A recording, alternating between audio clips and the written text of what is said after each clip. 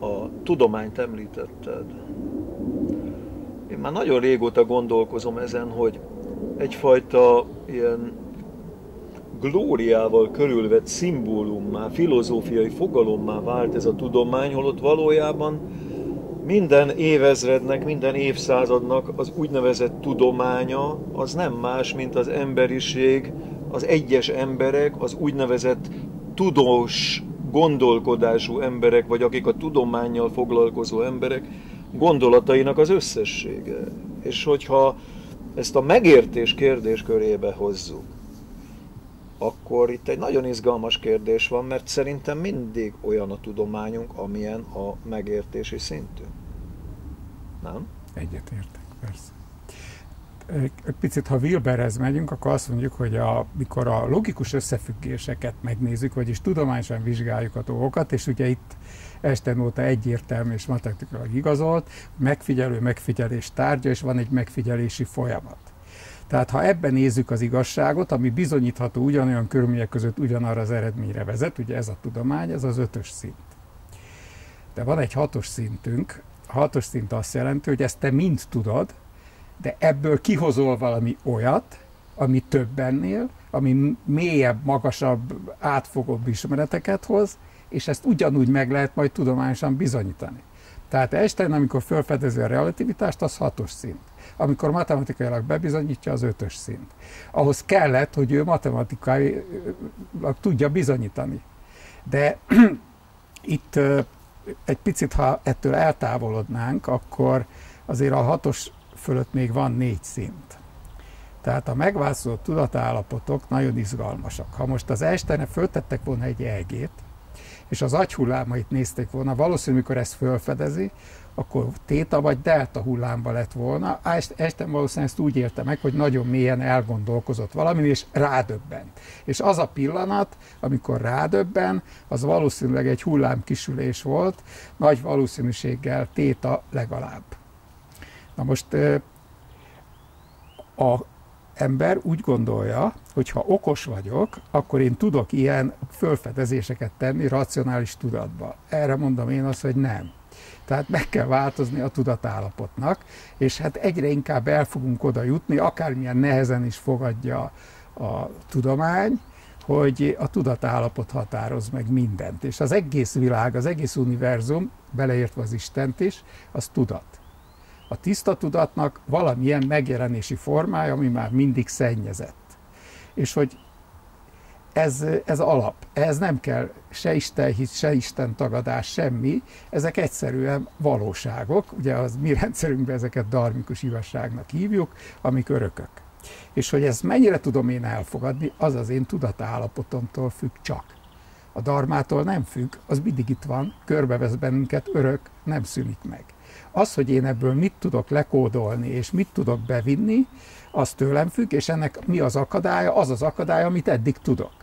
Tehát minden tudósnak, mikor valami nagy dolgot felfedez, olyat, ami amúgy is ott van, akkor a nagy feladat az, hogy legyőzze azt a kondicionáltságát, amit eddig megtanult. Ugye amikor a newtoni fizikába bejöttek a változások, akkor az volt a nehéz a fizikusoknak, hogy a newtoni fizika nem abszolút érvényes, hanem relatív érvényes, csak bizonyos körülmények között érvényes, és ezt el tudják fogadni. És ezért ma a fizika jár legelől abba, hogy nagyon magas tudati szinten tud gondolkozni a fizikusok, és nagyon magas dharmikus igazságokat tudnak kísérletesen bizonyítani.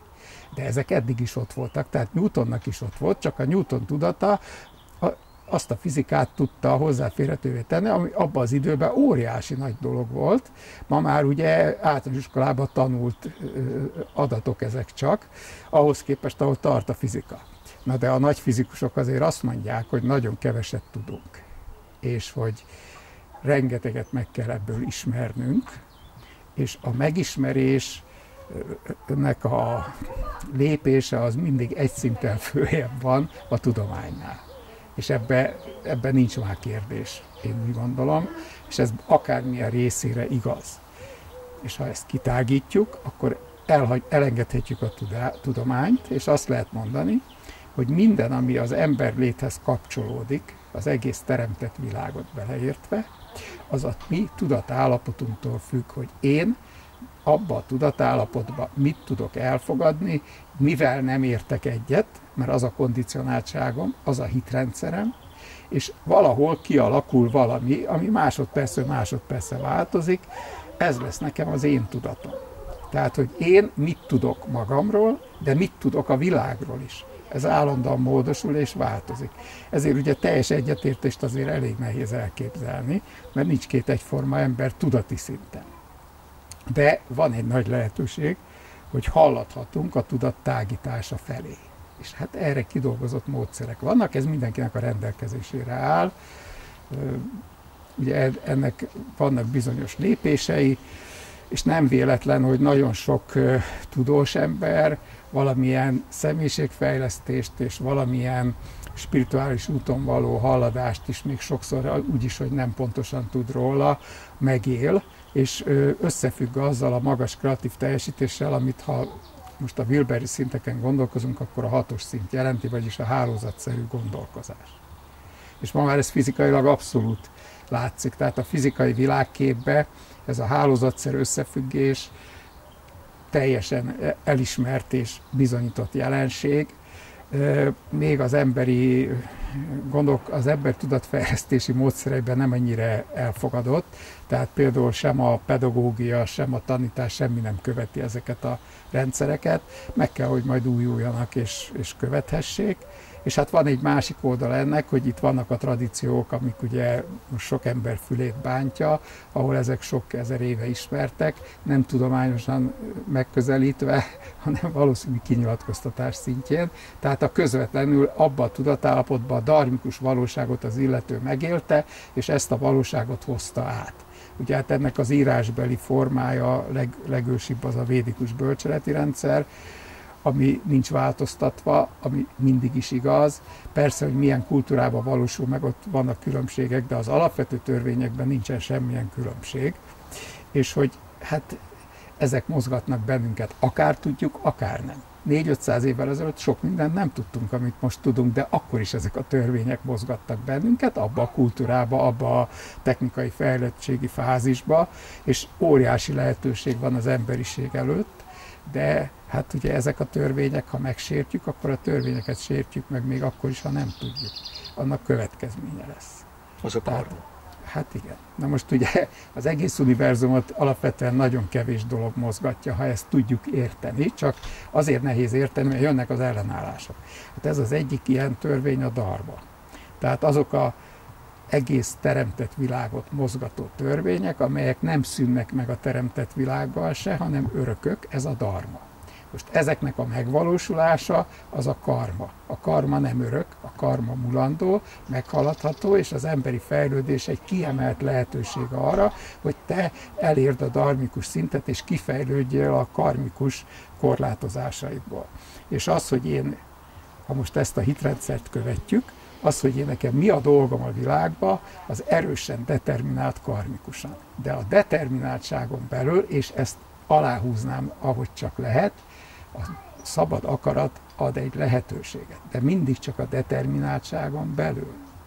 Tehát ugye itt voltak ezek a kérdések, én is kaptam írásban, nem nagyon szeretek válaszolni, mert nincs rá időm, mert mindig azt kell mérlegelni, hogy mit nem csinálok addig, amíg például válaszolok egy kérdésre. És itt nagyon nehéz eldönteni, mert el lehetne az egész napot azzal tölteni, hogy nagyon kedves kérdésekre, amiben látom a pozitív szándékot, én válaszoljak.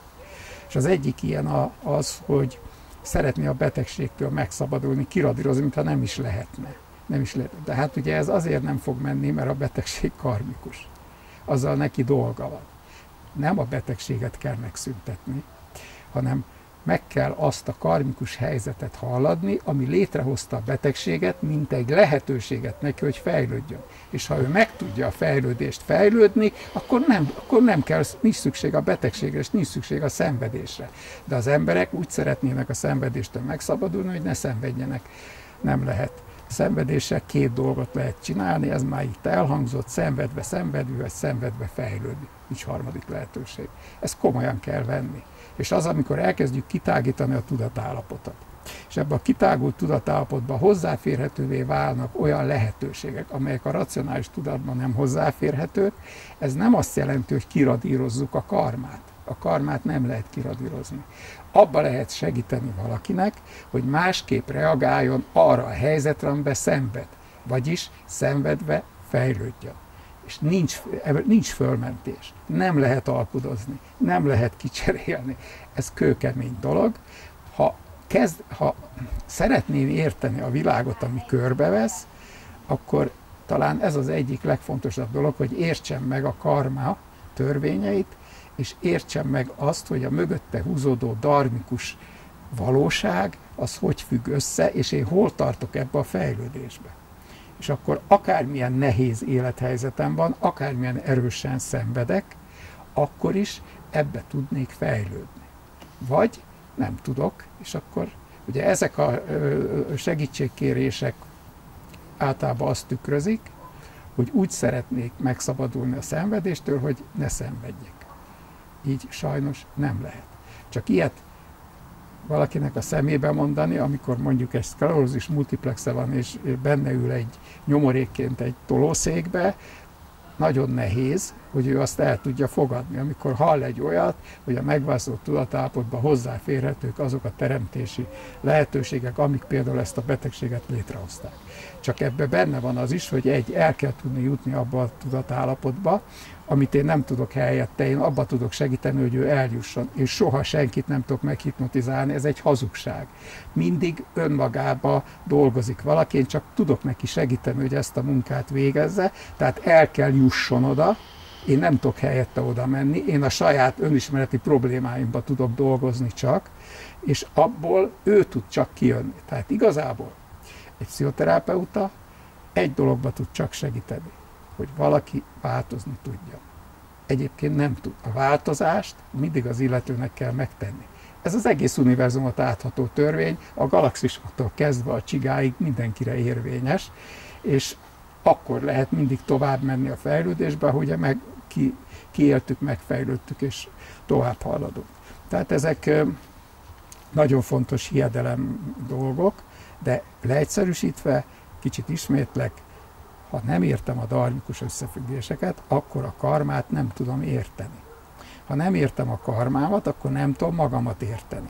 Ha én szeretnék magamba változást létrehozni, ugye ez lenne az önismeret, szeretném kezembe venni a sorsomat, a szabad akarat hatalmas lehetőségeket ad ehhez. Szinte azt lehet mondani, hogy csak az ember létben van ilyen lehetőség, a más létsikokban nincs ilyen lehetőség, ha ez a hitrendszerünk. Ez óriási lehetőség, hogy mit kezdünk vele, az már személyes függőség, és a lehetőségek ott vannak mindannyiunknak a kezében, de sose egyformák, és soha nem ugyanúgy hozzáférhetőek. Én nagyon sok pszichoterápiát csináltam már 73 év alatt. Még két egyforma problémával nem találkoztam, két egyforma személyiséggel nem találkoztam, és probléma megoldással se ugyanazzal. Vannak hasonlóságok, de ez mindig személyes. És a változás a személyen belül tud létrejönni, és azért elsősorban a személy tud tenni. Mi csak segíteni tudunk.